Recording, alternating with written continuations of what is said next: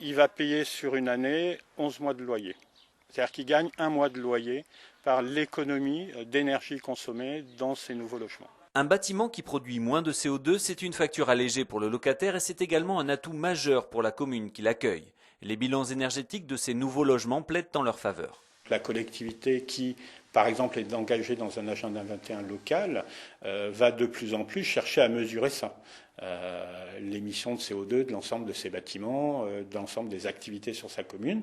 Là, elle va pouvoir mesurer qu'elle est gagnante sur ce registre. Première retombée chiffrée pour ces logements de nouvelle génération dont l'avenir prendra certainement la forme de déclinaisons quantitatives et qualitatives. Cette technologie est une technologie entièrement évolutive. C'est-à-dire que nous allons pouvoir adapter notre produit au fil du temps pour améliorer les performances énergétiques, mais c'est un produit qui va nous permettre également d'intégrer de nouveaux matériaux qui seront certainement plus pertinents dans les années à venir.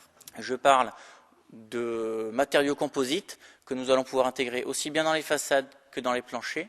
Je parle également d'équipements que nous allons pouvoir intégrer dans nos cloisons, équipements de plomberie, équipements d'électricité et divers équipements de finition.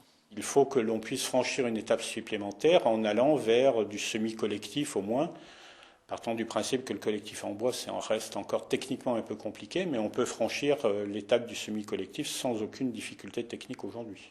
Pas d'obstacle majeur dans le développement de cette nouvelle forme d'habitat capable d'industrialiser les nouvelles règles de construction des bâtiments basse consommation, preuve de la capacité réactive des équipes d'Aquitanis face aux nouveaux enjeux. Trouver, grâce au développement durable, une remise en question de notre savoir-faire, de notre très ancien métier de constructeur, avec beaucoup de technicité, avec une maîtrise indéniable de ces savoir-faire techniques.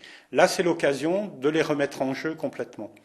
Aquitanis a su conjuguer un peu ces deux éléments-là d'anticipation par rapport à des réglementations à venir, et puis de cette excitation intellectuelle en disant je repose complètement le métier là, à plat, et je vais essayer de réfléchir pour faire demain différemment le métier de promoteur.